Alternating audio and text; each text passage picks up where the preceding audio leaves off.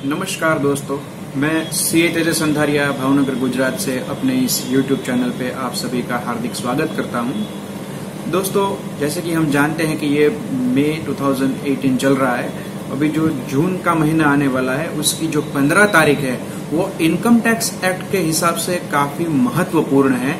किस तरह से महत्वपूर्ण है वो चलिए अब देखते हैं। दोस्तों, नॉर्मली हम क्या करते हैं कि जब साल ख़त्म होता है पूरा और हम जब इनकम टैक्स रिटर्न भर रहे होते हैं तब जो टैक्स की अमाउंट डिसाइड होती है वो एक साथ भर देते हैं। एक्चुअली इनकम टैक्स एक्ट के हिसाब से ऐसा नहीं चलता है, क्योंकि इनकम टैक्स एक्ट में ऐसा कहा गया है कि अगर आपका इनकम टैक्स रुपये 10,000 या उससे ज़्यादा बन रहा है पूरे साल का, तो आपको वो अलग अलग किस्त के हिसाब से, अलग अलग इंस्टॉलमेंट के हिसाब से एडवांस में गवर्नमेंट को पे कर देना है।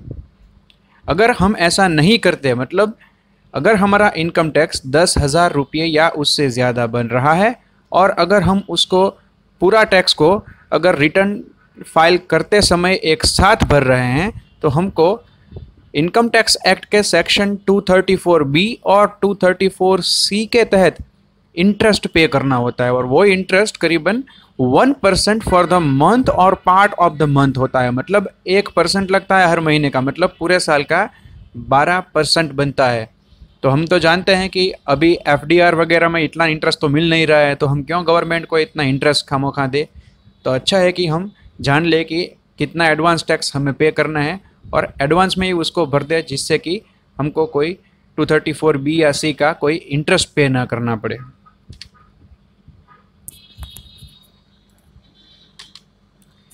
तो ये जो है, जैसा हमने जाना कि 10,000 या उससे ज़्यादा का इनकम टैक्स अगर बन रहा है तो हमको एडवांस में पे करना है। उसका कोई एक्सेप्शन है या नहीं?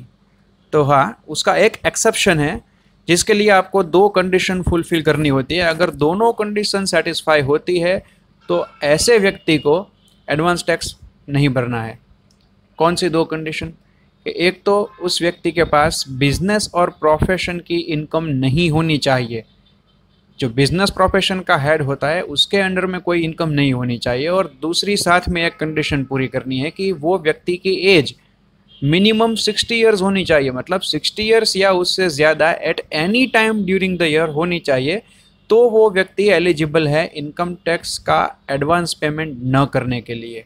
अदरवाइज़ वो एलिजिबल नहीं है और उसको भी एडवांस टैक्स मतलब भरना ही है।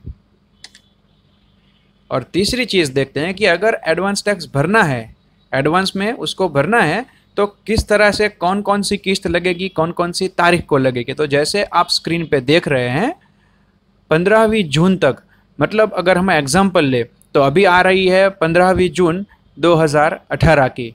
तो हमें जो एडवांस टैक्स पे करना है वो हम किस साल की बात कर रहे हैं? फाइनेंशियल ईयर 18-19 की। तो फाइनेंशियल ईयर 18-19 जिसका रिटर्न हम अगले साल 2019 में भरने वाले हैं 31 जुलाई तक या फिर 30 सितंबर तक, उसका जो एडवांस टैक्स है उसकी पहली किस्त, पहला इंस्टॉलमेंट जो है वो हमको 15 जून तक भर देना है, 15 जून 2018 तक।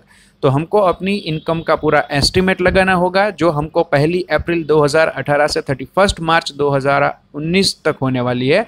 और वो एस्टिमेटेड इनकम के ऊपर हमें इस जो बजट अभी गया है 2018 का, उस बजट में जो रेट्स दिए गए हैं उसके हिसाब से टैक्स गिनना है। और वो जो भी टैक्स बन रहा है उसका नॉट लेस देन 15%, मतलब एटलीस्ट 15% का टैक्स जो है वो एडवांस टैक्स के स्वरूप में हमको गवर्नमेंट को भर देना है।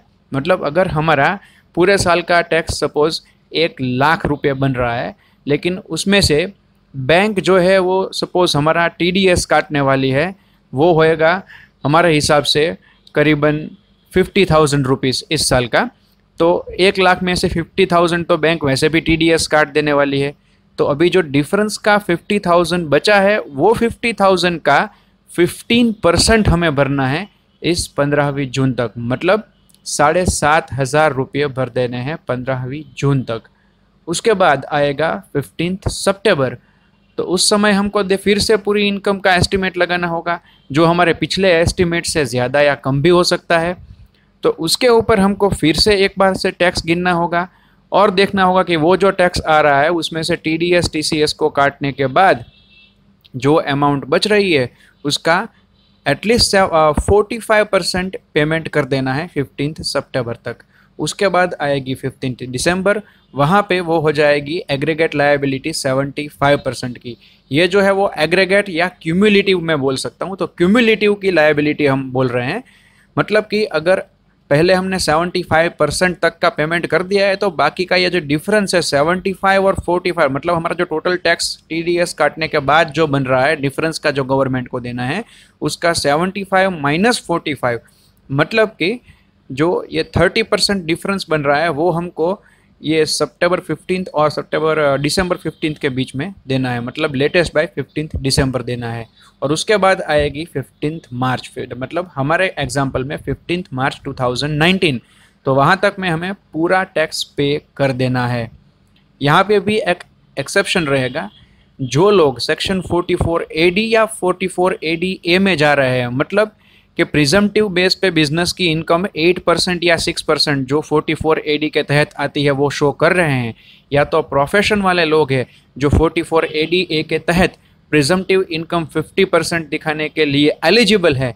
तो ये दोनों सेक्शन में जो लोग एलिजिबल है और इसके अंतर्गत चल भी रहे हैं, तो ऐसे लोगों के लिए ये एक रिलीफ है कि उनको अपना पूरा टैक्स एडवांस में जो देना है वो ये 4 किस्तों में नहीं बल्कि आखिरी किस्त में एक साथ, मतलब पूरा 15वीं मार्च में एक साथ भरेंगे तो भी उनको इंटरेस्ट नहीं चार्ज किया जाएगा। लेकिन ये जो मैंने कंडीशन बोली वो वहाँ पे फुलफिल होनी चाहिए।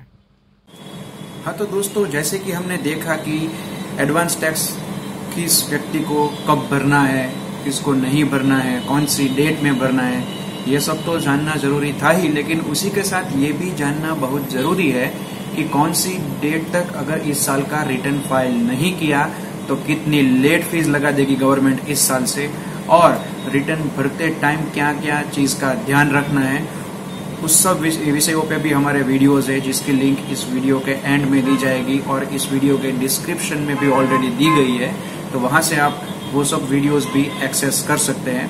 अगर आपको ये वीडियो अच्छा लगा है तो इसको लाइक करना मत भूलिएगा, अपनी कमेंट भी ज़रूर लिखें इस वीडियो के नीचे, और अगर अभी तक आपने हमारी चैनल सब्सक्राइब नहीं की तो इसको आप सब्सक्राइब कर ले, और बाजू में जो बेल का आइकॉन दिया गया है उस बेल पे भी आप क्लिक कर ले, जिससे क्या होगा कि जैसे ही हमारा कोई नया वीडियो जारी होगा आपको तुरंत ही उसका नोटिफिकेशन मिल जाएगा। और इस वीडियो को आप अपने दोस्तों के साथ शेयर करना भी मत भूलिएगा। धन्यवाद।